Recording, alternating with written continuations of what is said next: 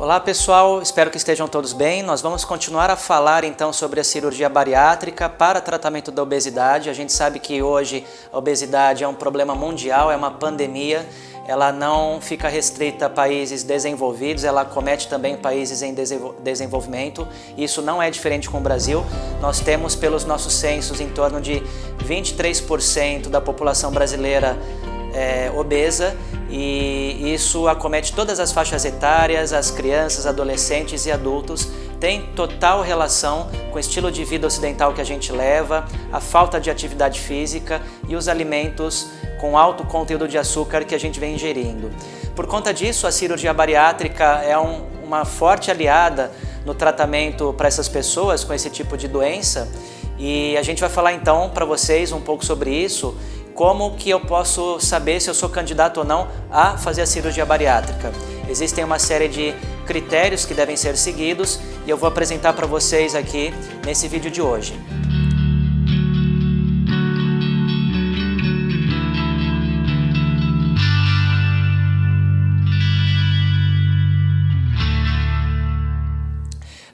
Então, primeiramente, o que a gente deve considerar, um parâmetro muito importante, é o IMC, que é o Índice de Massa Corpórea, e nós temos a seguinte classificação. Para pessoas que têm um IMC maior ou igual a 40, a cirurgia está indicada tendo essa pessoa ou não alguma doença associada. Se o IMC está numa faixa intermediária entre 40 e 35, a gente deve considerar algumas doenças associadas que giram em torno da obesidade para que ela possa ser indicada, ok? E quando o IMC está entre 30 e 35, por exemplo, a gente precisa, na verdade, de uma informação forte de que existe uma doença severa que agrave a condição desse paciente, e as doenças somadas, tanto a obesidade como essa outra doença, podem piorar a saúde do indivíduo como um todo. Mas para que isso aconteça é necessário que exista um laudo do especialista dizendo que essa condição é agravada pela obesidade e o paciente deve ser tratado através da cirurgia então, tá? No Brasil, o que acontece? O bypass é a cirurgia que é mais feita em termos de frequência em relação à gastrectomia vertical. A proporção que nós temos hoje é em torno de todos os cirurgiões aqui no país, 80% das cirurgias são bypass e 20% são as gastrectomias verticais.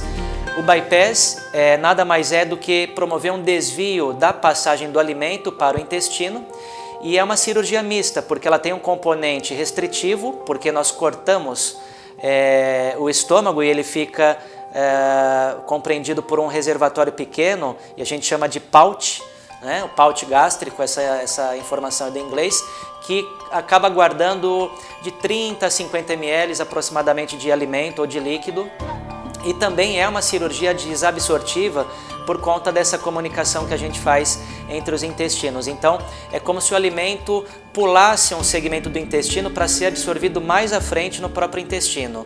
Quando a gente soma esse pensamento da cirurgia restritiva com o componente desabsortivo, a gente leva a uma perda ponderal do paciente bastante grande, e algo bastante promissor que já vem sendo feito há muitos anos, desde a década de 60, para que vocês tenham uma ideia. No quesito do IMC, então é essa divisão que a gente tem. A outra divisão que nós fazemos é por faixa etária. Pacientes que têm de 16 a 18 anos podem ser submetidos desde que haja um consenso entre a equipe médica, a equipe multidisciplinar e a família, com certeza pesando nessa decisão a visão que o paciente tem sobre a sua saúde. De 18 anos a 65 não existem grandes restrições, contanto que aqueles critérios do IMC que eu falei para vocês agora há pouquinho sejam respeitados. E acima dos 65 anos é um pouco, digamos assim, mais controverso, mas não que não façamos a cirurgia no paciente idoso. Também a gente deve individualizar caso a caso, verificando se existe uma correlação mais estreita dessa doença que o paciente apresenta, orgânica, relacionada à obesidade, ok? Basicamente são os critérios principais. Do ponto de vista clínico, também é algo importante mencionar para vocês que aquela pessoa que se adequa aos critérios brasileiros é aquela que vem tentando perder peso por 2 anos consecutivos e falha nesse intervalo, ou depois desse período acaba tendo um reganho de peso importante, tá? Não importa sob qual método essa pessoa tenha ficado, se fez uso de medicação, sibutramina, liraglutida e todos os anorexígenos que são existentes no país, se perdeu peso através de métodos puramente nutricionais, não importa.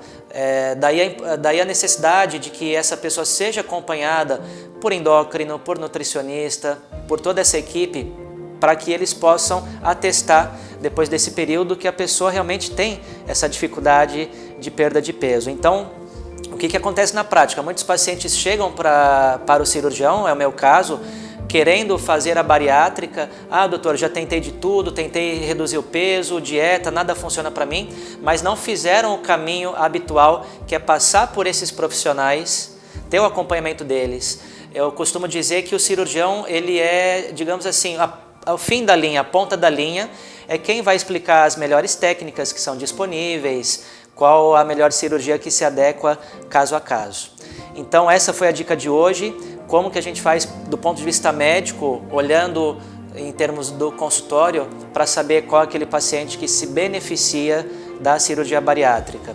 O bypass é uma cirurgia muito realizada no mundo, mas no país ainda predomina, a gente acredita que isso vai ser compensado com a vertical ao longo de poucos anos. Em muitos países, a vertical se sobrepõe ao bypass e os resultados em termos de perda de peso, perda de excesso de peso, são semelhantes na literatura, mas isso é algo que eu abordo com vocês nos próximos vídeos. Então eu vou ficando por aqui, eu deixo o meu forte abraço, coloquem as suas sugestões, dúvidas, comentários, vai ser um prazer para mim respondê-las todas. Me acompanhem nas mídias sociais, Instagram e Facebook, e nos vemos por lá. Até a próxima!